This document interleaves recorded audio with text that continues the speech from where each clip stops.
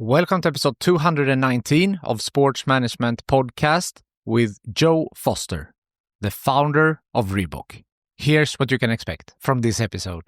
The story for grandfather didn't really come to light until we started Reebok. When he was 15, he made his own spike running shoes. All his club mates, they said, "You've got to make us a pair of those shoes." That's how his business started. Today's guest is Joe Foster, the man who turned a small family shoe workshop into Reebok, one of the biggest sports brands on the planet. From failure to rivalry to $1 billion breakthrough, this is his story. Jeff and I, we both did national service. When we came out, we saw J.W. Foster's as a failing company. I started to go out and sell our product. The guy would say, "Oh, nice product, that. Why should I buy Reebok?" Well, I had no real reason to say you must have Reebok. It was then that I decided that we need to change. When Jane Fonda bought a pair of aerobic shoes to use in her exercise videos, all of a sudden we took off. From a $9 million company at that time, up to $900 million in 4 years. My accountant, he said, "You better register your name." And we thought up a lot of names and we made a list of 10. And I got to R-E-E-B-O-K, Reebok. Went back to the agent and said, "Look,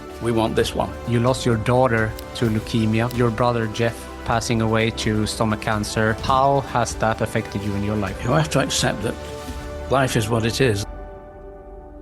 When I go around talking and people say, "What's the most important thing about running a company?" And I say, well, there are three things. The first one is fun.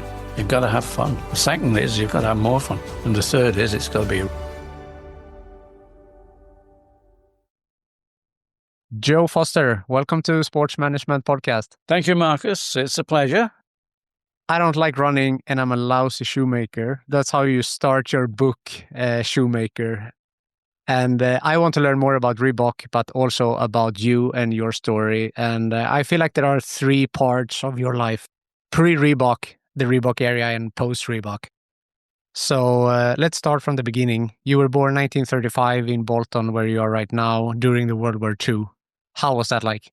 Well, being born in Bolton in 1935, my memory is not that good about that time. And I was only 4 when... 39. So I was only 4 years old when World War II started. And, okay, I'm running around and taking everything in, but you don't take in the real seriousness of anything like a war. In fact, it was a bit of an adventure for us because school stopped. There were no schools. The schools were closed, mainly because all the men who were the teachers, they were up that part of the war. And the school that I was at was taken over as, I think it was an air raid post. So the people who sort of responded to any air raids, they took over the building. We did have schooling, but that was done in sort of the homes of whatever teachers were left, and they were all women teachers. We had to go to their house, and in sort of the best room, we were in there. So a group of us would get some education, but I mean, they worry now over here about the loss of education that COVID caused. But nobody ever talks about that sort of the lack of education during World War II. So we had obviously 6 years. I think towards the end of the war, schools opened again because once of course, the Allies had moved into Europe and were sort of fighting their way through Europe, there was less opportunity for air raids or to avoid those sort of problems. So what was the best thing? I think the best thing about this is we had double summertime. Double summertime meant, of course, as we're approaching now the change of clocks again, we're approaching that as autumn comes. Well, of course, in the spring we had summertime, so you lose an hour. Well, in the UK, we had double summertime, so we lost 2 hours. So it was light. It was light all the way through the evenings. 11 o'clock at night before it sort of went dark. So as kids, we just were out in the streets, running about, playing football, doing all the things you would do, and it stays light till late. So that was a bit of an adventure. But then, of course, when it went dark, we had no street lighting. So it was totally dark because of the potential for bombers and things like that. But what do I remember about that? I remember the air raid sirens because when... we're down to Manchester, within 10, 12 miles of Manchester, and the docks there and the ship canal, that was all under pressure and being bombed. And so It was a fairly regular occurrence at night that would get the air raid warnings that would come in. Everybody would either, well, I'd say for the first sort of 12, 18 months, people went into the shelters which had been built. Then after that, people just got fed up and didn't bother going in the shelters.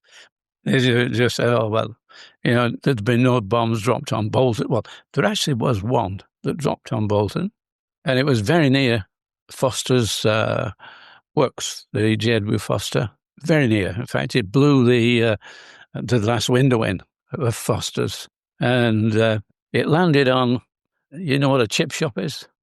No. Fish and chips? Ah, yes. Yeah. It actually landed on one of those and killed 6 people. And that was about, I would say, 40 meters away from the Foster's works. And so the window was blown in. And actually, my father brought home a piece of shrapnel, which had obviously gone through the window. So I don't know what happened to that piece of shrapnel. We had it for years. So I think that was the important. Also, of course, during that particular period, in 1943, by that time I was 8 years old, and just like COVID, nobody could go out. There was no holidays. Everybody stayed home, but we did have events, and at the local sports arena sort of thing. For us, the running track, we had events, and I won a race. And I won that race, and I went for my prize, and I didn't get a football. No, I didn't get a football. This is when I got my dictionary, which is all in Shoemaker. The story's in there. I got my dictionary at that point, and that American dictionary, a Webster's dictionary, which was really quite important as life went on. But I got that, and I won a few races in those days. But like I say, I hate running. And it was probably about that time in life, my father was quite upset because, of course, they had a running shoe company, and I was pretty good. I won a few races.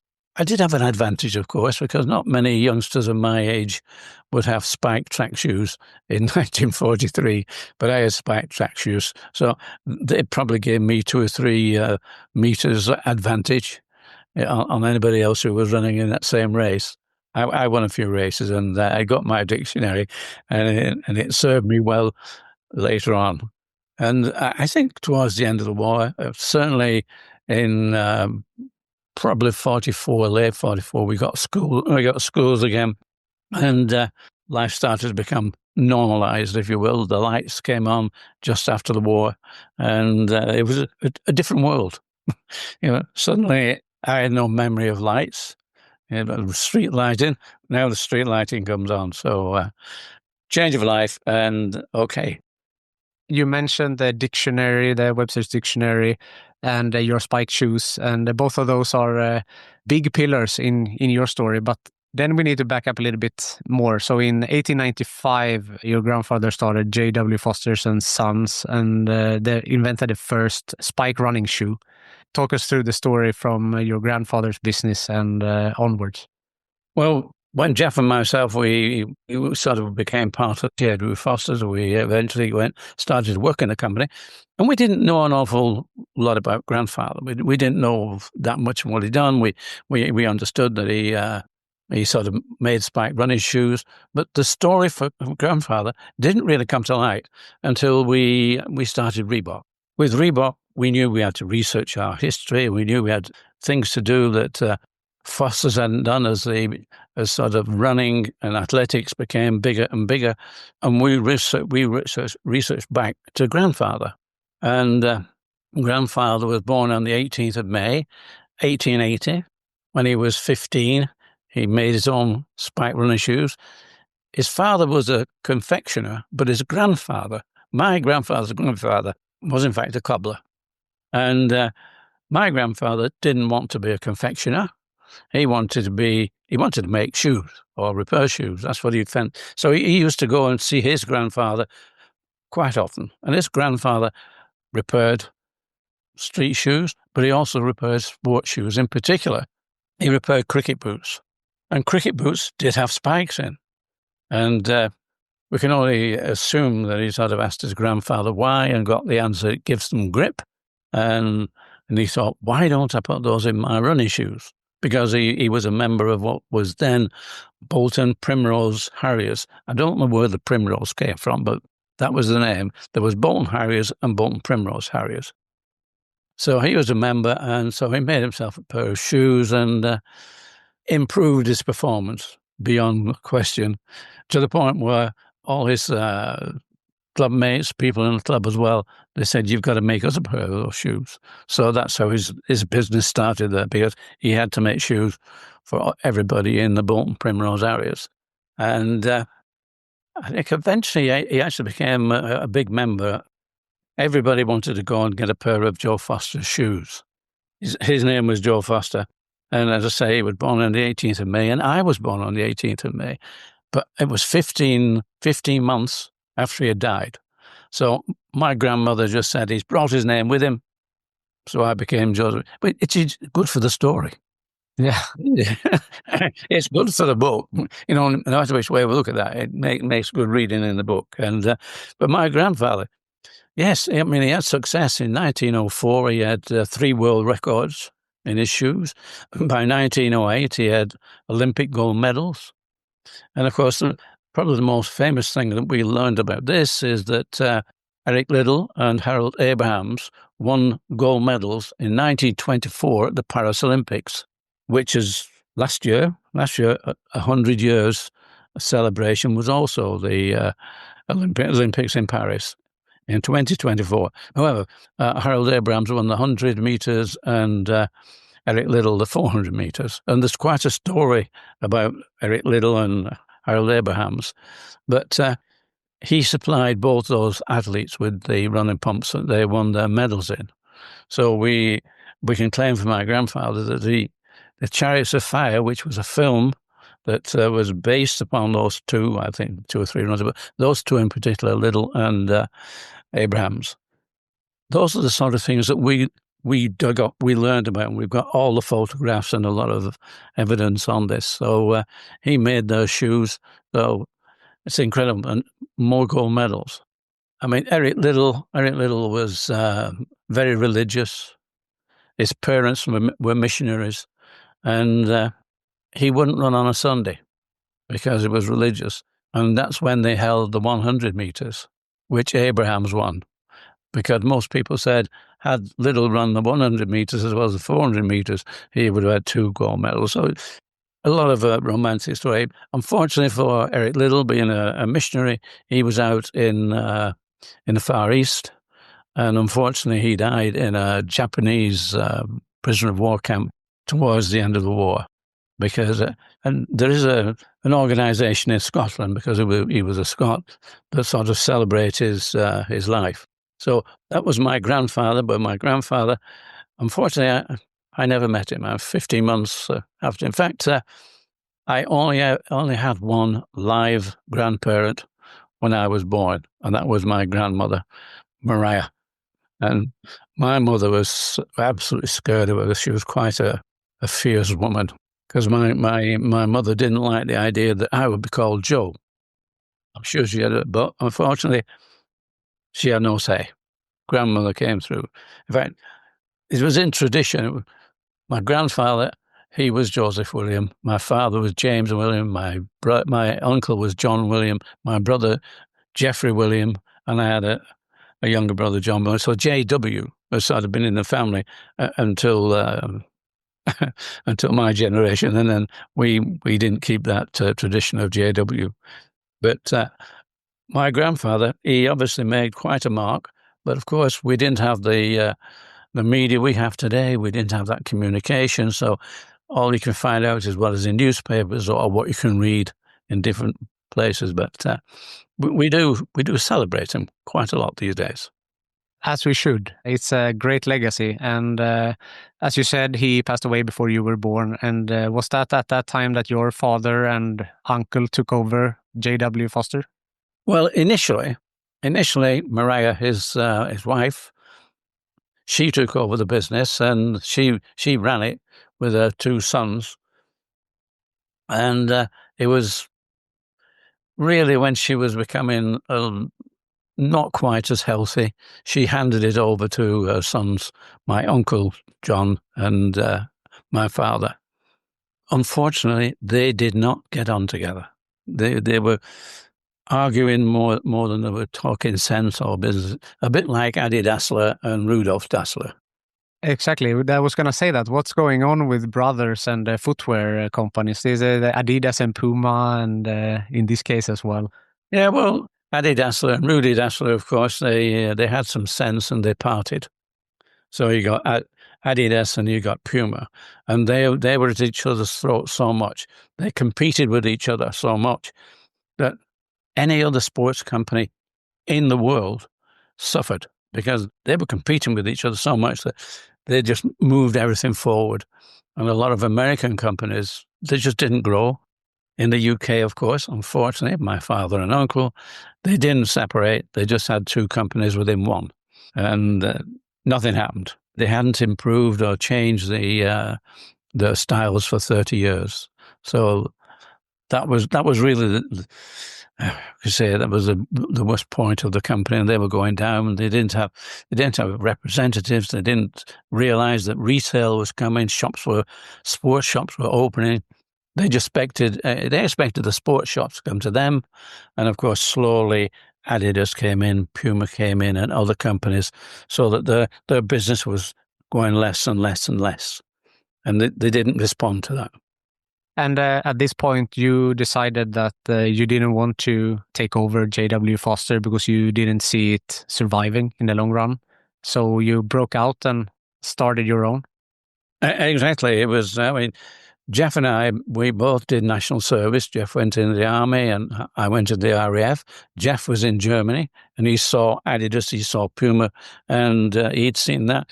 And so when we both came out of the RAF, life is different.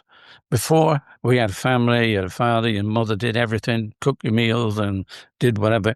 When you go into the armed forces, you've got to look after yourself. So you get a different change of mind. You see things in a different way. When we came out, we saw J.W. Foster's as a failing company. It was going down. And I did question my father and say, look, Dad, we need to change. We need to move this forward. We need to get some representative. We need to not just advertise in magazines. We need to get out there and do something and move our company forward. Didn't make any difference. All he said was, look, Joe, when your uncle goes and I go, this company will be yours. You can do what you like with the company. And my response to that was, look, Dad, the problem is that this company will be gone long before you are. And to be honest, we're not looking for you to go. Made no difference. And that's when Jeff and myself, we thought, well, where is the future? We couldn't see it in J.W. Foster's. We can only see that being a failure. We better be positive and take positive action rather than wait until it's too late. So we decided to go to college. At night, we went to college. There was a local college quite near to us, within 15 miles, Rossendale College, part of the shoemaking industry area in the UK. So we went to college and we learned a lot more about how to make shoes rather than what we learned on the factory floor at Foster's. All we knew was how to make those sort of shoes. But the most important thing about going to college is that not only did we learn something about shoemaking and leather making and that, we made a lot of friends. We picked up a lot of people that knew what to do and where to get things. When we moved out, we wanted a machine. We would ask around people at college, and we would get machines. Sometimes for nothing. Sometimes we'd be given machines. But all the early knowledge that we needed came from the college. So that was a brilliant help for us and helped us set up our small factory in an old brewery. It was an old Bury Brewery. It was the next town, 6 miles away from Bolton, is Bury, and that's nearer to the shoemaking area. So we went there because we could probably get labour. We could get some women who would do sewing machines, and we could get some men who worked on production lines. And we did that. So that was a pretty good move for us. But it was quite a a rundown building. Again, if you read the book, you find that we could only put the machinery around the edges because in the middle of the floor was so, what do you say, dangerously, the chances are that machinery would just end up on the ground floor. And we couldn't use the ground floor because for some reason, the brewery, there were no windows, so there was no light in there. We'd had to work in sort of artificial lighting all day, and we thought it better if we worked on the first floor. There was another floor above, but because the roof of that building was in such bad condition, rain came through every time, and we're in the northwest of England, and we get a lot of rain.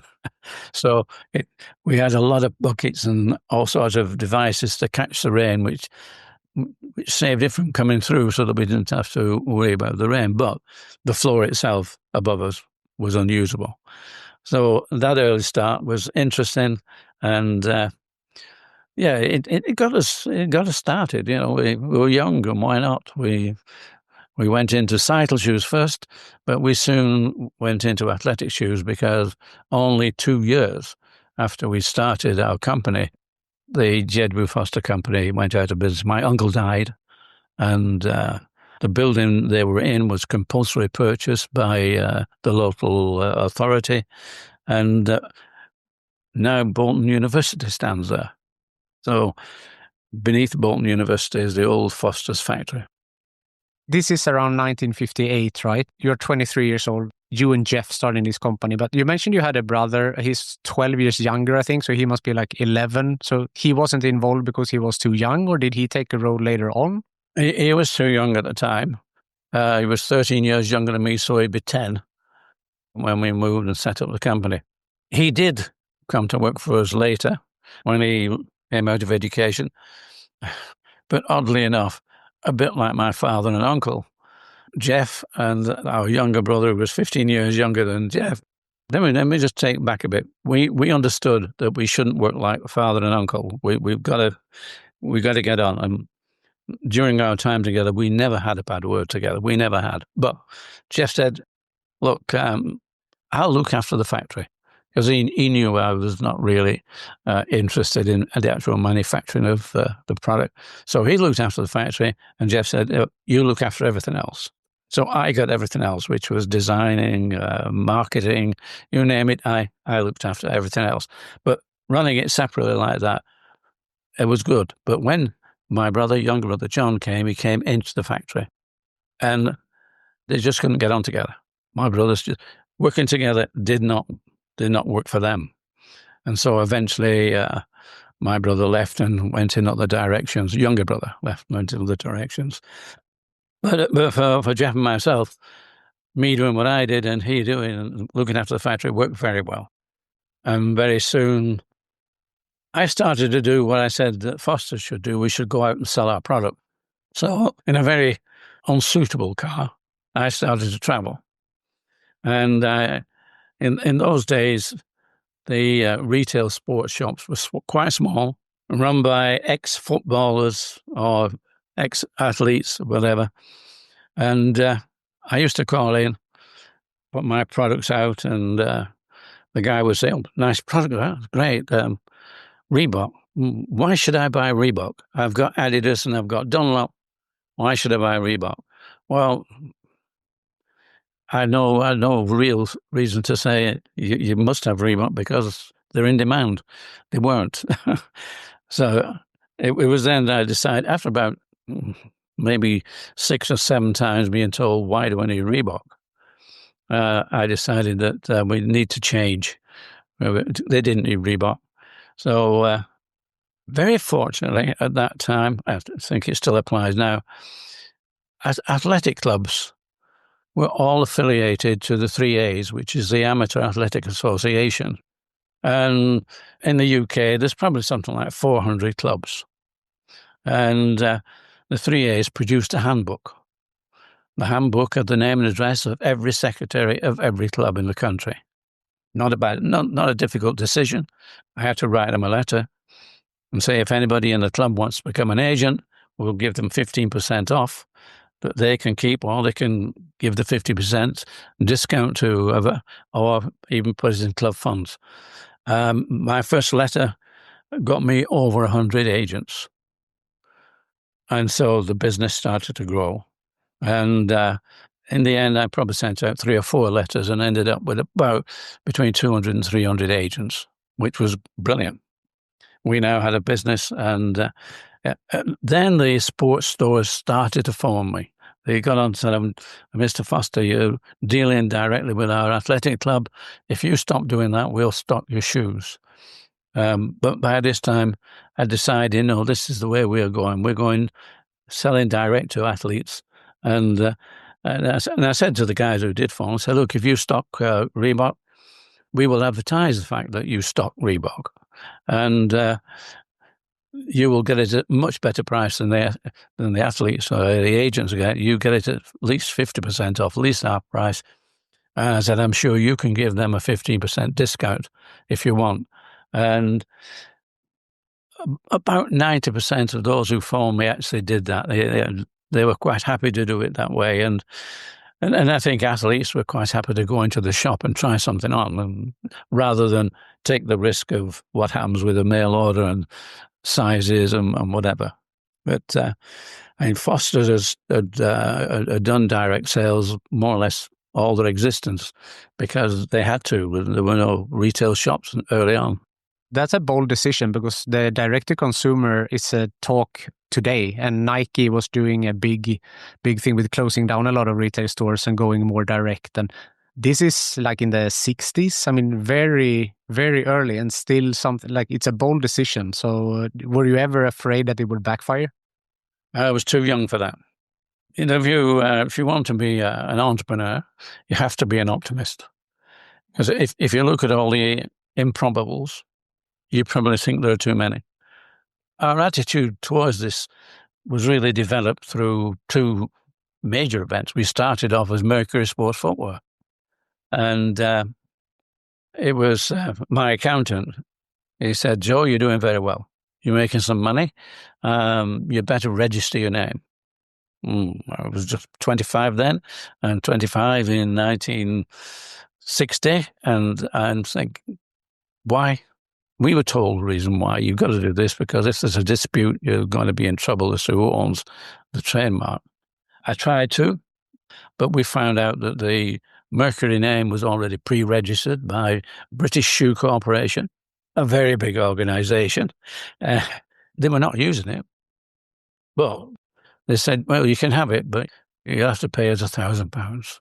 And £1,000 for the name in those days. We had just set up our factory for £250. We'd managed to do it for £250, the whole factory.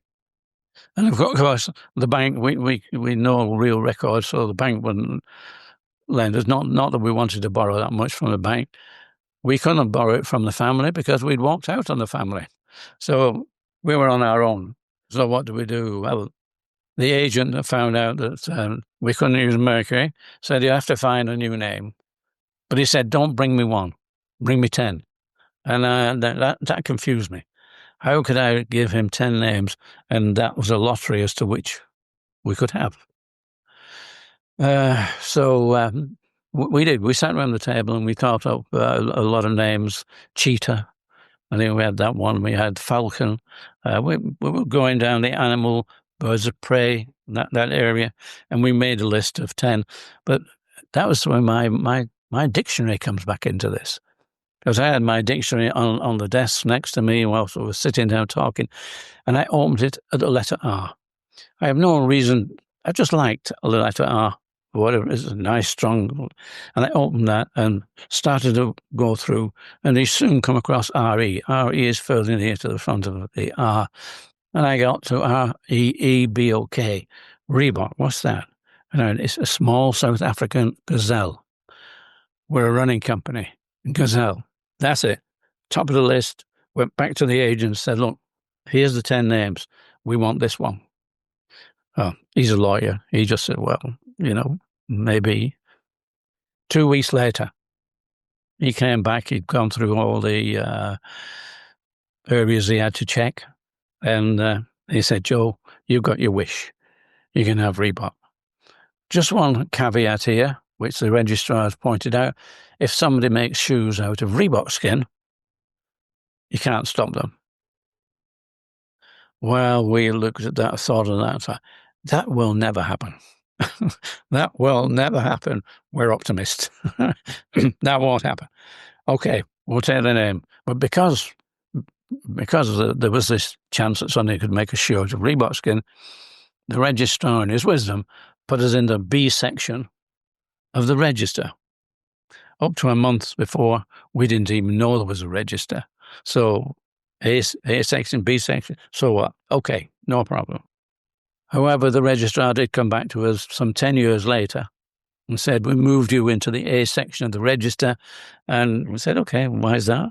Well, I said, everybody now knows that Reebok is a sports shoe. Studies show that 100% of everybody in the world wants to curl up indoors and do nothing because it's so darn cold out there. That's why many people are turning to Bombas, whose pillowy plush slippers and warm merino wool socks have been said to be the most comfortable in the history of feet. Bombas products have been found to boost coziness by up to 1,000,000%. Okay, enough fake statistics, but could Bombas socks and slippers really be the cure?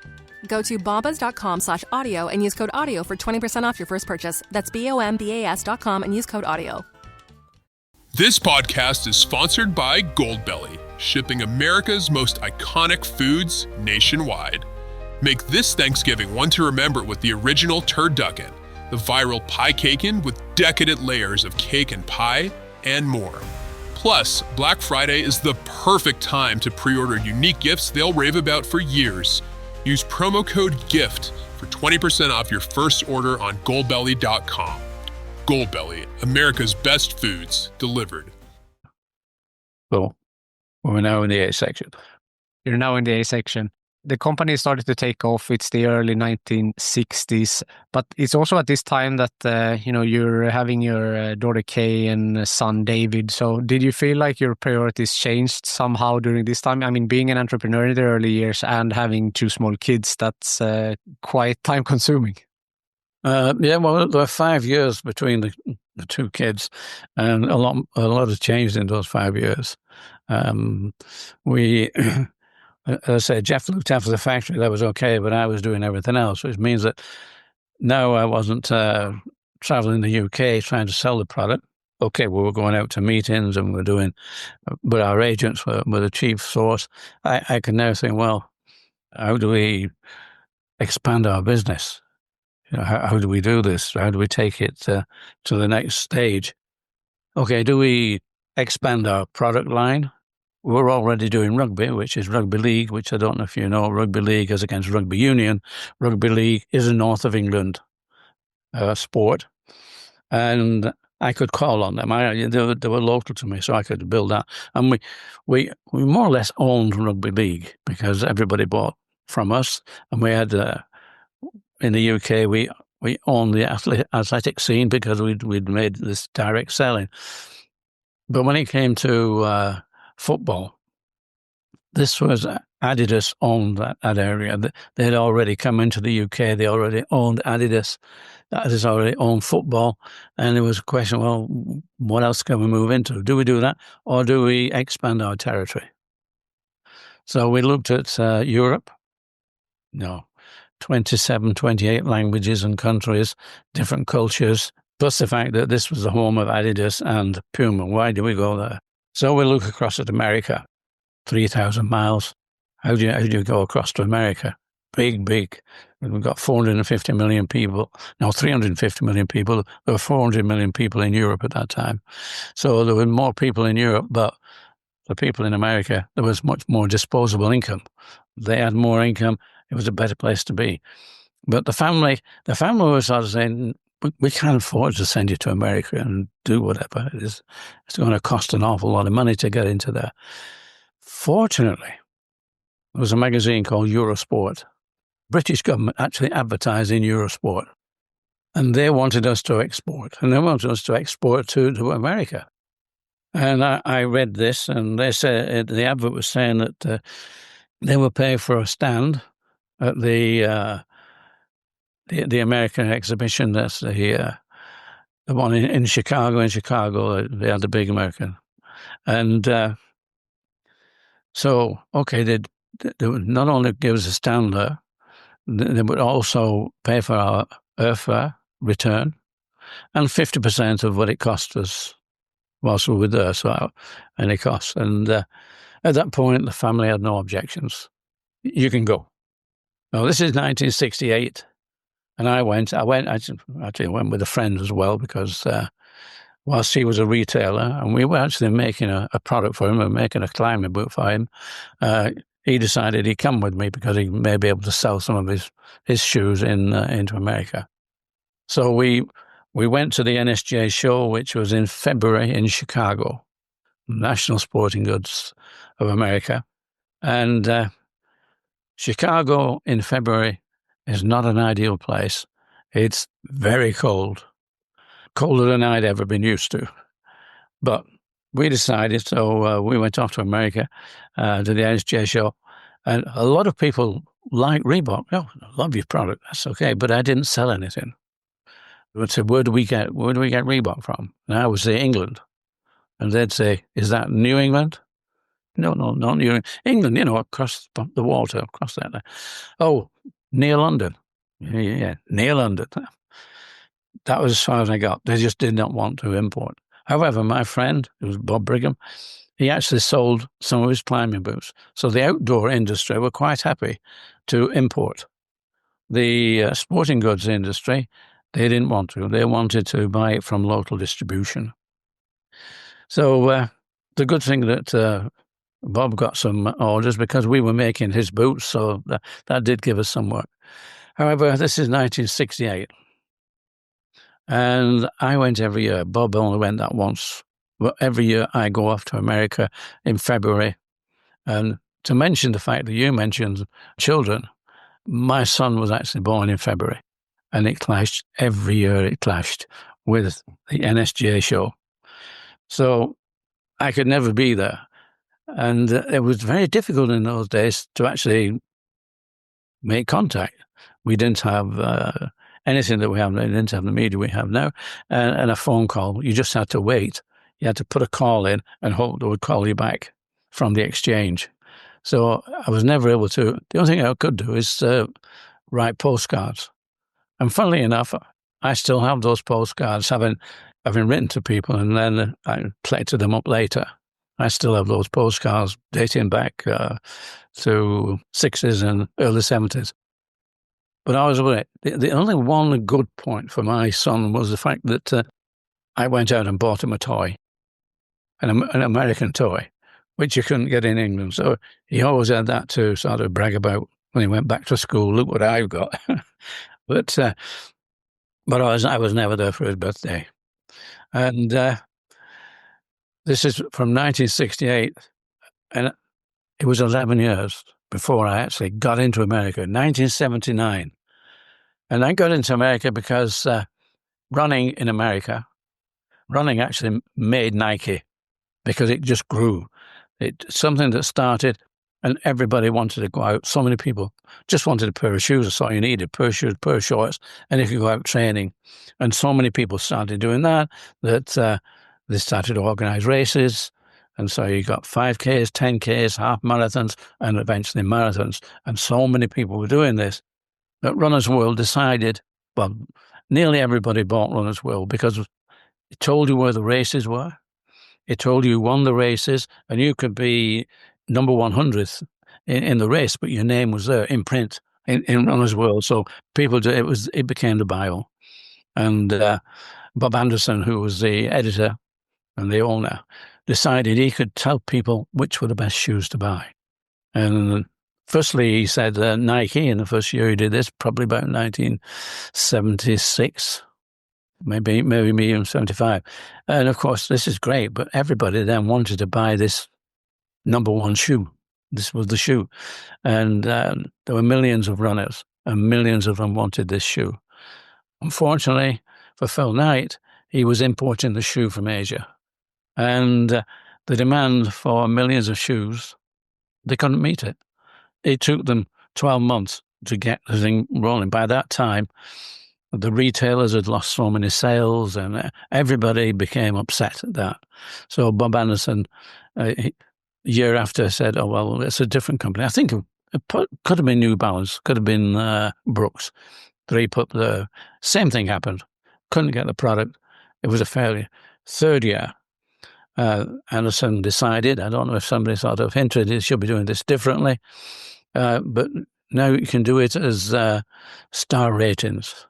So start with the top 5-star ratings and then work down. That way he could have at least 3 or 4 shoes in every category. There could be 5 stars.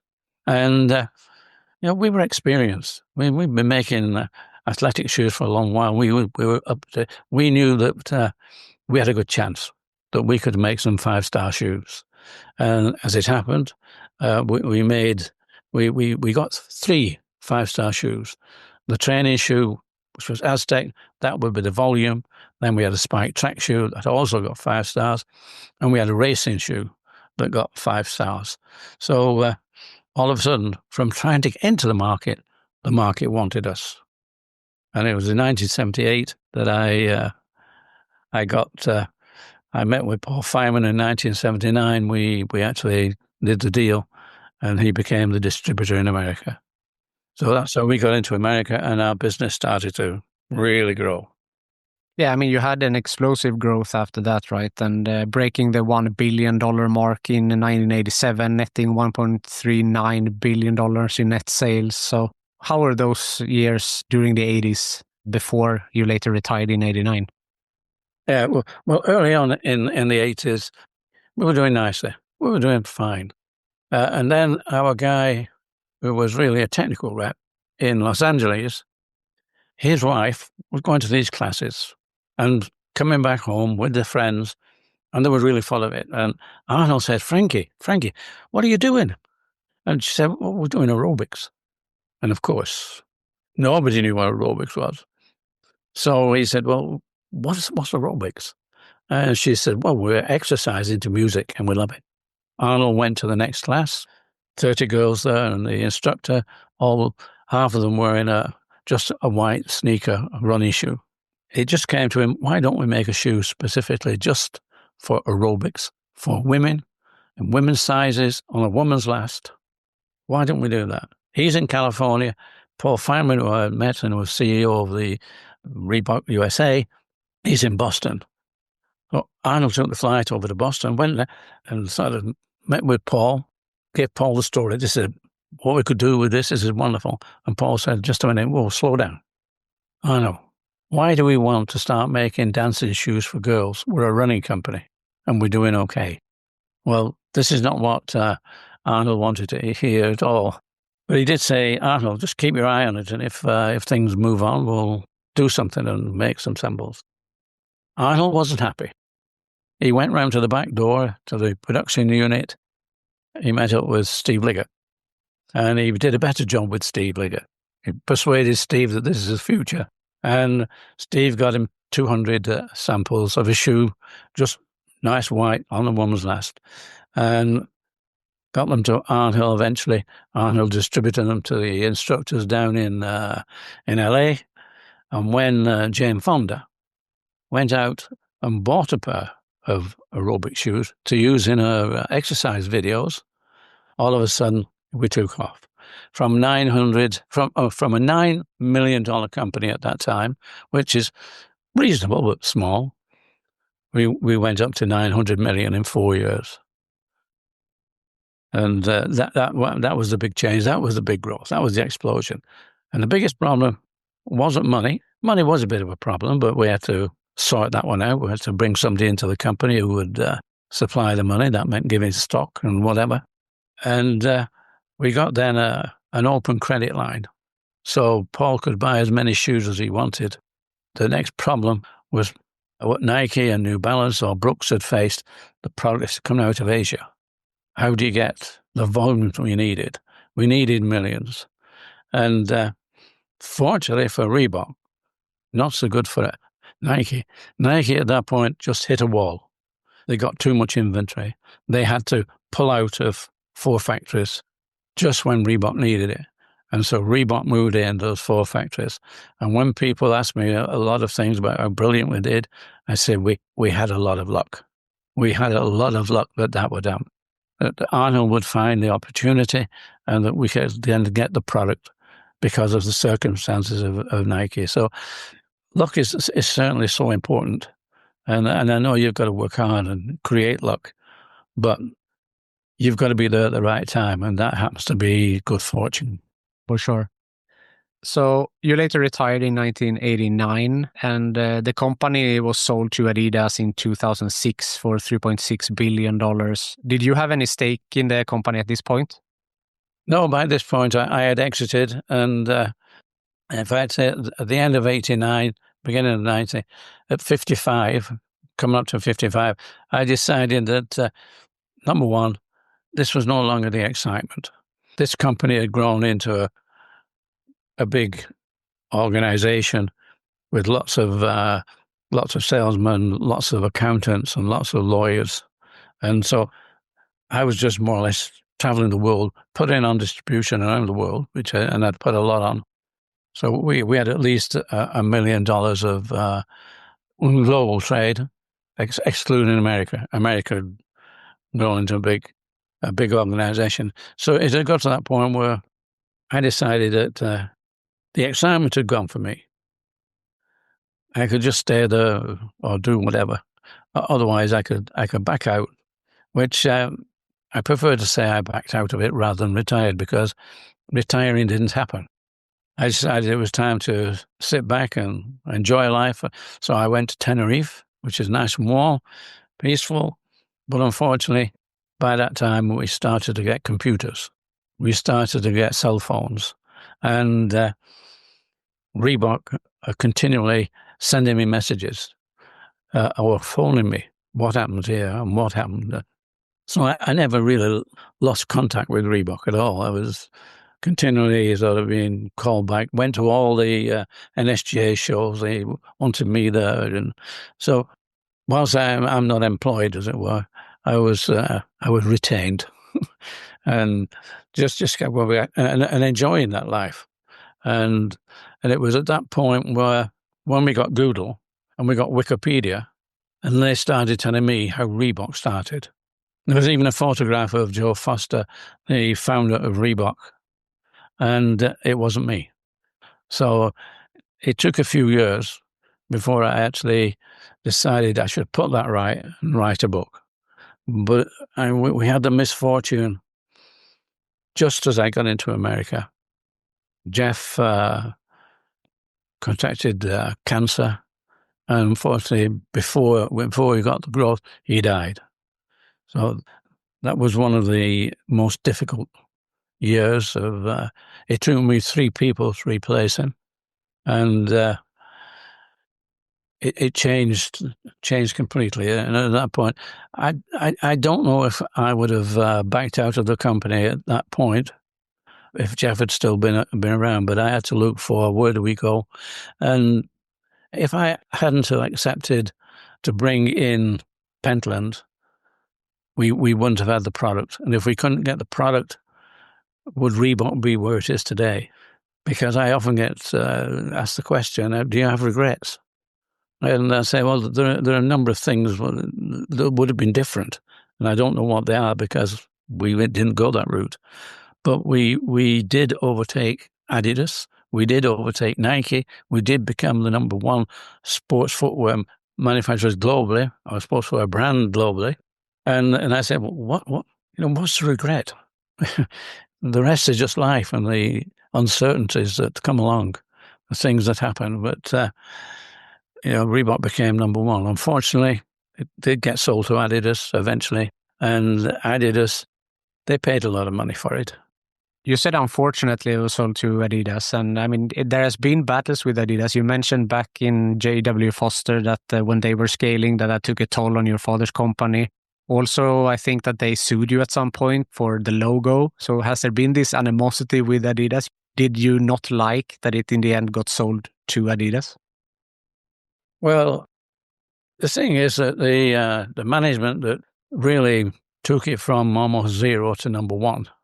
It's the same management were there, but that slice of luck that came with aerobics, they didn't really build. Well, they did build on it because they became very big in basketball, baseball, American football, and tennis. But they didn't know how to, take that next step. What do we go? How do we keep things moving? And we had, Reebok had 3 or 4 different CEOs, and it didn't move forward. There are many people who will give you different various reasons why it didn't move forward. And Paul Feynman couldn't find the right person to take on the CEO job.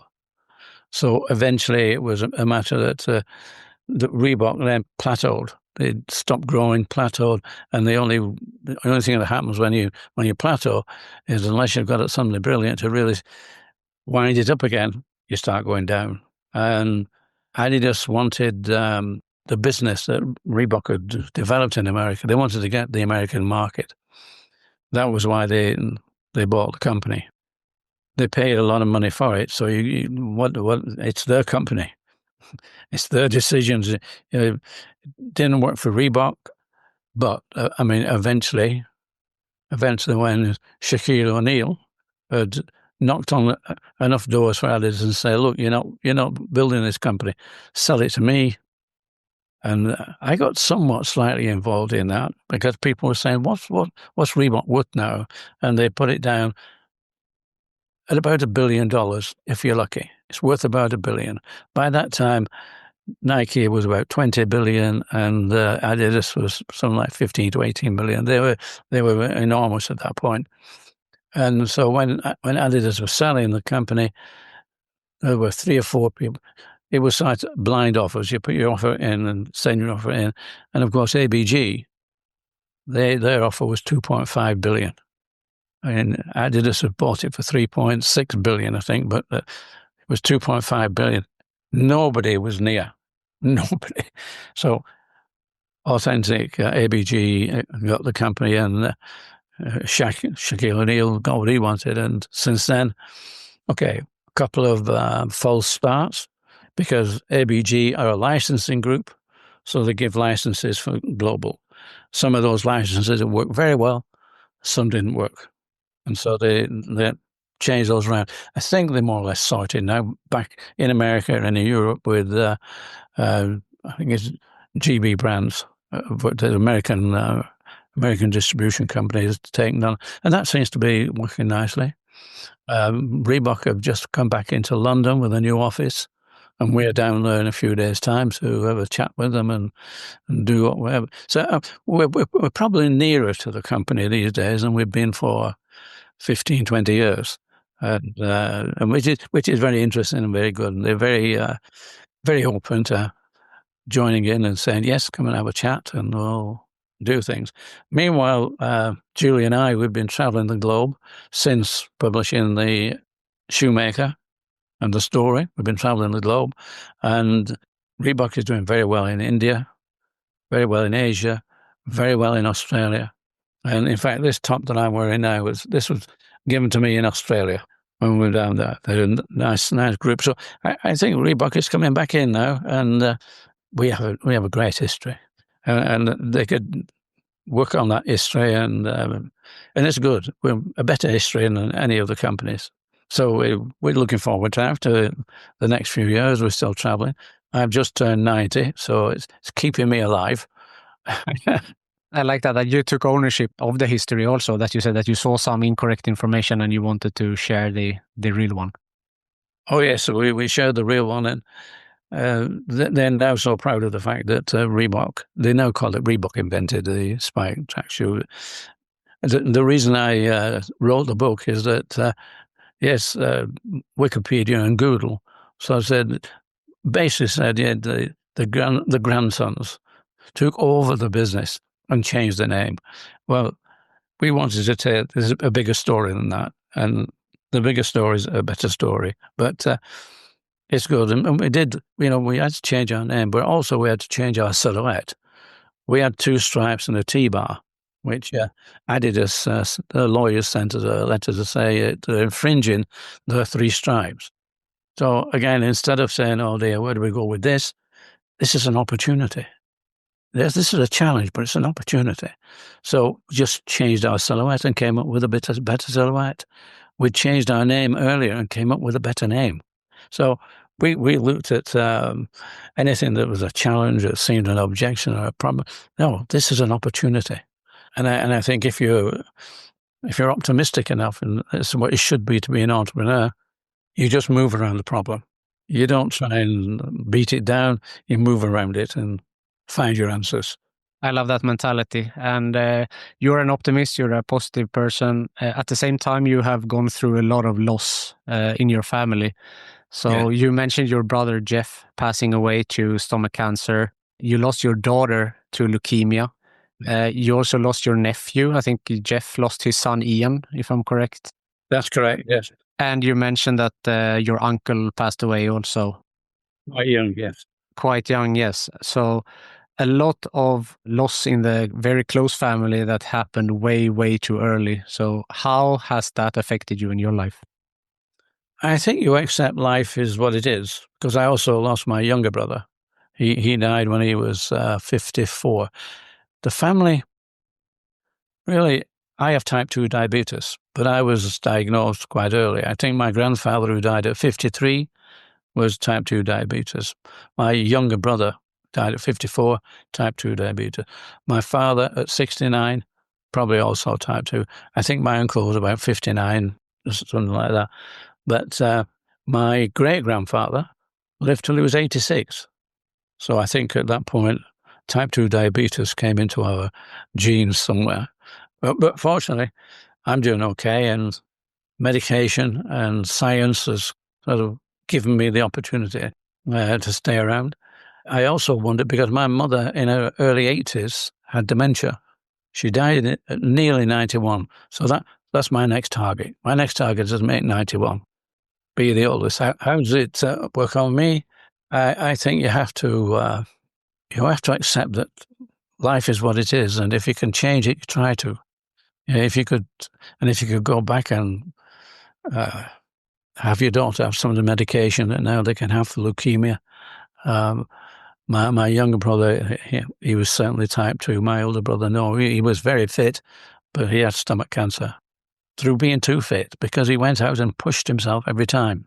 And he was physically sick at the end of every race and everything he's in. I'm sure that affected it. My grandfather was obviously, again, type 2 diabetes.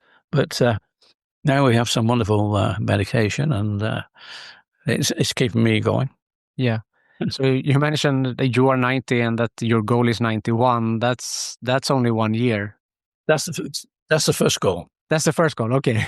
The first goal. So how do you look at the rest of your life? You mentioned that you're traveling now and visiting different Reebok locations, but how do you look forward to the time that is left? Well, I think I'm very fortunate. Unfortunately, when my daughter died, it destroyed my first wife. She couldn't really come to grips with that, and it drove us apart. It really drove us apart. But I still wanted to work, and I'm still doing things. I did some property management in Tenerife, because that's where I was enjoying life, and that's where I met Julie. And Julie is 31 years younger than I am, and whilst that in itself is not the problem, if I didn't have Julie, I wouldn't be as able to travel in the way I do. She is the engine room. She keeps everything going, and she's a great communicator. So the last 30 years, that's 35 years since we've been together, having that relationship. And funnily enough, with my first wife, that relationship wasn't there. We were together, but what happened in the UK and probably in other countries, National Service took the men away from the group and community they were in. 2 years later, they came back, and half of that community has come together, married, and moved on. So almost the thing that happened is you come back from doing national service, you meet up with somebody, and you get married, and you go through that system in life. And that's what we did. It was like, this is what you do. Come back, you settle down, and you have a family. Setting up Reebok disturbed that. Totally disturbed. And when people say, when you've got a family, don't you have to, make some priorities? I would like to say yes, but I think that depends upon what is happening with your business. because your business is what really your family relies on. So when there is a problem with the business or something needs to be done, you can't say, no, I'm not going. I prefer to have a weekend at home. You have to try and make the best. My first wife didn't like to travel. She didn't want, so we didn't get that opportunity until nearly the end. And then we did. And if you've read the book, you realize what difficulties that created. And yet, we met so many people, all the Hollywood greats and whatever we were able to, with our Monte Carlo tennis tournaments that we had there. We had a lot of those people. So, there's been so many different parts of my life that you go in and you go out of. But I think having a good relationship, and Julie has been able to travel with me. We've traveled a lot together, and that's good. Because I remember when I was traveling a lot, but on my own, I would come back to the Reebok office and people would just walk past and say, "Hi, Joe, you all right?" Like, just a minute, I've been away for 2 weeks. I've been traveling. I've been to America. We've done this. And all you get from the office is, "Hi, Joe, are you all right?" and walk on. It's like there's, you didn't know I did this. You didn't know we did. And so it's great. But, in the early days, you build a great team and people who want to be part of Reebok. And then but things change, things move on. So you've got to move on. You've got to change. You've got to be willing to find the fun and the pleasure. As people, when I go around talking and people say, what's the most important thing about running a company? There are 3 things. And the first one is fun. You've got to have fun. The second is you've got to have more fun. And the third is it's got to be a real hoot. You've got to enjoy it so much. And then you've got a good chance you'll be successful. It's all a matter of being optimistic and being lucky. I like that. I noticed that, Phil Knight and yourself has lived kind of parallel lives. Yeah. You have both started footwear companies that became billion-dollar shoe companies, both lost children. But I also read like you never met him. Is that still true? That's very true. I've never met him, no. And I know he used to have fairly sort of antagonistic arguments with Reebok in America, because he's in America. So really his focus was on what was happening in America. I would probably like to meet him, but I don't know how much aggro he carries. I don't know. I don't know if he carries it. I know there's a lot of stories about the aggravation with Reebok. And one was the 92 Olympics when the American basketball team won the gold medal, and they had to go up to the stand where where the presentation, but they had to wear Reebok tracksuits because Reebok had bought the rights to the presentation tracksuit, and Jordan didn't like this idea, and so he draped the American flag over his shoulder to cover the Reebok. That gave Reebok more awareness than had he just stood there and got on with it. And so, of course, he took his jacket off as soon as the ceremony was over, threw it away. One of his teammates picked it up and said, "Oh, just sign this for me." And so he did. He signed it, Michael. I think it's about 3 or 4 years ago now. It was sold for $1 million. I think only last year, the flag that he actually put over his shoulder was sold for $1.5 million. So these stories, they're brilliant. Just like the pump. The pump was a brilliant thing that happened. And then Reebok and Nike were competing for a bladder inside the upper, but Nike chose you would have to attach a pump and pump it up. You had to attach it, whereas Reebok sort of built in that little ball-shaped pump, and that caught on. Nike's didn't catch on. I'm watching D. Brown just pumping his shoes up and then dunking from the halfway line. These sort of things built the image. And now when we go to America, so many people in late 40s, 50s, I was a kid when Pump came out. I just wanted a pair. I just absolutely wanted a pair. And my parents wouldn't buy them because they were too expensive. So I had to get a job. So they got a job to buy a pair of Pumps. And they remember that and they repeat it. So it's good. And I think now that ABG are back and we're talking to them, I think they're going to use the history and come back with that. And certainly Shaq is sort of doing his best to bring Reebok back. And let's put it this way, it's fun again. It's fun because they've got to build now. And it's that building that I enjoyed in the first place, do that building, get something up, and get those small rewards. Just get those small rewards, whatever it is, and you just make a change for people. I love that. Finally, like looking back on your 90 years on this earth and the Reebok story and J.W. Foster and everything, what's some of the your best memories, something that sticks out? Well, I think what sticks out is, of course, first of all, getting 3 shoes with a 5-star. That really pushed us into America. Then becoming number 1. I mean, we were the number 1 global sports company. And of course, what was great about that is that we were in Monte Carlo doing the pro celebrities tennis matches, and we managed to meet a lot of people. Such nice people. Roger Moore and Sean Connery was there. There were so many there, and I think there was 24 or more. I need to bring out my pieces of paper to tell all the different people that we met, but so many of them were so nice. They were great people to talk to, and they just pushed the company along and helped. And a lot of them did it for nothing. Now you've got to pay.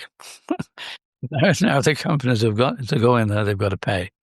But it was great fun, and there was some very nice people to meet. That's a great way to come to a close. It was a pleasure reading your book. Thank you so much for sending me a signed copy. I will treasure it. I'm really happy about that you took ownership of your history and sharing it with the world. And I think that everyone should read and learn about the history of Reebok. Well, thank you. It's been a pleasure. It really has been a pleasure. And if we can get more people reading the book, and it's not in vast amounts of people that read it, but we do get a lot of requests, and it's good. We had it published, but funnily enough, you don't get much assistance from the publishers. They've got so many books to get out there that you get probably 2 weeks of attention, and then that's it. You're on your own. But a lot of people, and a lot of people seem to like it. So. Well, that's good. And these days we're very much involved in another book, Survive and Thrive, which is the stories of a lot of people. And some of those stories are remarkable. They are remarkable stories. But it's good to write them down. And so we've done 3 editions of Survive and Thrive, and we're on the 4th edition now, which they're claiming this is going to be a special difference. A special edition to celebrate my 90 years. So that will probably come out in, I think I'm looking forward to like February. But some of those stories are remarkable. And there are some people out there, and I just think my story is so straightforward and nothing. And yet some people have been through hell and back. They have. And yet they survived. So that's what we're involved with these days. That's very interesting, and like that you keep busy, and definitely your story is not, I think you have been through a lot as well, but there are of course other stories out there. But with that said, Joe Foster, thank you so much for taking the time to join the Sports Management Podcast. Thank you, Marcus. It's been a pleasure. Thank you for listening to the Sports Management Podcast. Please hit the follow or subscribe button on your podcast app so you don't miss out on any upcoming episodes. If you want to get in contact with me, send an email to sportsmpodcast@gmail.com, connect with me on LinkedIn, or follow the podcast on Instagram, X, and Facebook @SportsMPodcast.